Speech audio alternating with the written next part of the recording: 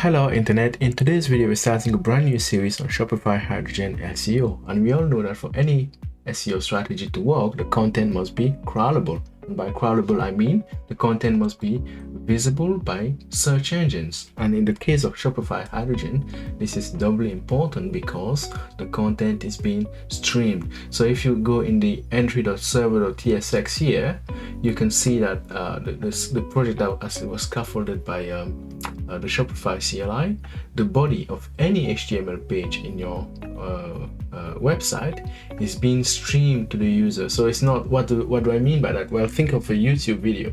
The content is given bits by bits, right? So it's not when you click on a video on YouTube, all of the video is not loaded at once. It's loaded progressively. So that's what I mean by streamed. And if you go, for example, in the products page here, you can see that, for example, what is returned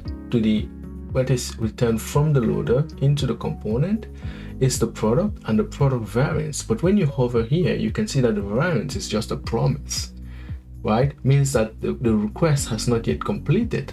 Whereas for the product, okay, the product has already been fetched, and it's the actual product, it's not a promise anymore.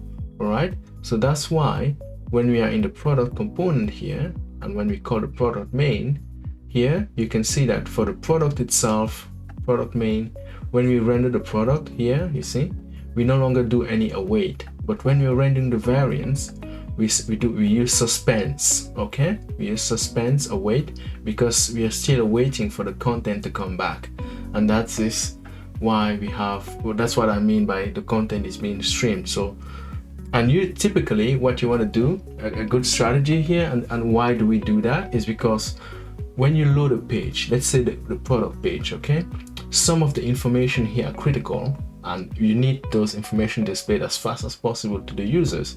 For the case of a product page here, this could be the product itself, okay, and let's say we had on this page in the Shopify CLI, a scaffolded project doesn't give us like a product recommendation section. But let's say we had in this area here, recommendations, in this empty area here, product recommendations or similar products. Obviously, we don't want the whole page to be blocked while you're fetching the recommendations, right? So we give the product that the user is interested in, right, immediately, as fast as possible, and in the background, while he is already able to interact with the page and so on, we then fetch the similar products and recommendations and so on. And typically, usually this is done above the fold. But then the problem is, if you're not careful, the web crawlers may just see the bit that is rendered immediately. The web crawlers may not see the content that is streamed later on. So in order to avoid that, that's why you have this is both here that was provided, that was created by the Shopify CLI, and this is a very important piece of code if you want your content to be crawled. So don't remove it, all right?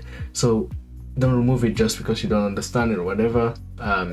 Don't remove it at all, because what this is doing is saying if it's a bot that is sending the request, all right, then I want to await all the body of my HTML page before returning the response, right?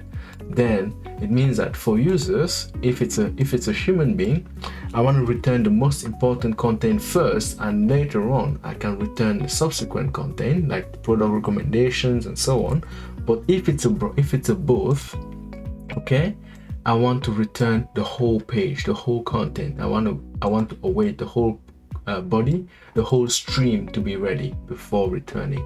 And with just these 3 lines of code, all right, with just these 3 lines of code, all your content will be visible to search engines. So in the case of a collections page, for example, let's say if you had this description here coming from your CMS, and then these products here coming from the storefront, and below them you may have more sections for your EAT.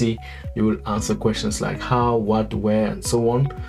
All of these will contribute to your SEO rankings, right? Because you're answering, you're being authoritative in the eyes of search engines like Google.